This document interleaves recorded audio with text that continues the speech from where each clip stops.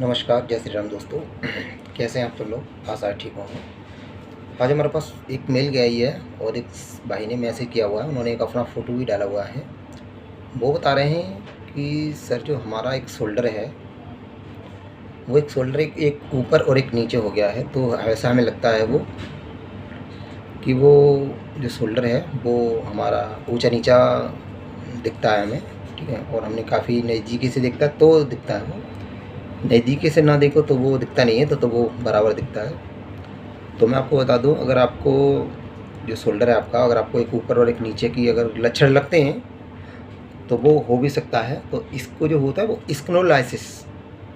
स्कॉनोलाइसिस एक जो सिम्टम्स होते हैं उसके आपको लक्षण हो सकते हैं। तो मैं आपको बता दे रहा हूँ वो लक्षण जो होते हैं वो किस तरीके से मतलब पहचान में आते हैं और दिखते हैं। वो जो हमारी स्पाइन होगी ना, हमारी जो रीढ़ की हड्डी होगी वो हमारी तिरछी चल रही होगी, यूँ घुमाऊ होगी।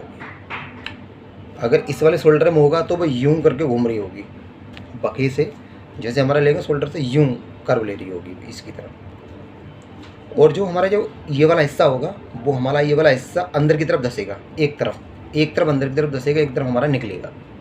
वो जो हमारी ये हो जाएगी ऐसे करके, ये दिख रहा है ना आपको, ये गैप दिख रहा है आपको, ये ऐसे ही हमारी जो रीढ़ की हड्डी है वो ऐसे हो जाएगी। तो ये आपको स्क्लेरोसिस के लक्षण हो सकते हैं। तो मैं आपको बताऊंगा, आप इसको अगर इस तरीके से, अगर आपको शुरुआती स्टेज है तो आप इसको योग वगैरह करके कंट्रोल कर सकते हैं। और ज़्यादातर आपको जो अब लेटना उठना है तो आप करवट से मत लेटिए। आप जो एक करवट से लेट रहे हैं वो नहीं करना, अब आपको सीधा लेटना है। ज़मीन पे जब लेटो, जब ध्यान आए तो आपको सीधा ही लेटना है, उसी तरीके से आप अपने लेटिए।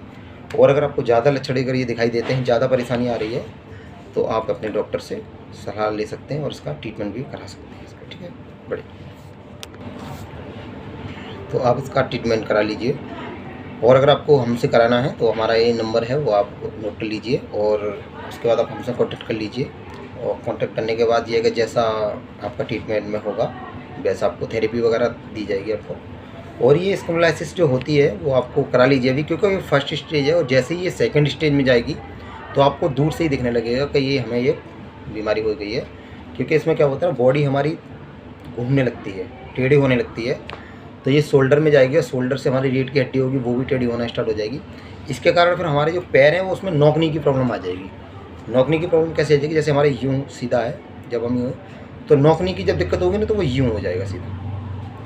पैरों में भी इसका डिफेक्ट पड़ेगा। नोकनी की प्रॉब्लम ये हो चलेगी हमारी, और नोकनी जब ये होगी तो हमारी आपस में ऐसा रहेगा, ये ज़्यादा टेढ़ा होने लगते हैं। इसके कारण आप इसको जो हो जल्दी से जल्दी इसका ट्रीटमेंट ले लीजिए।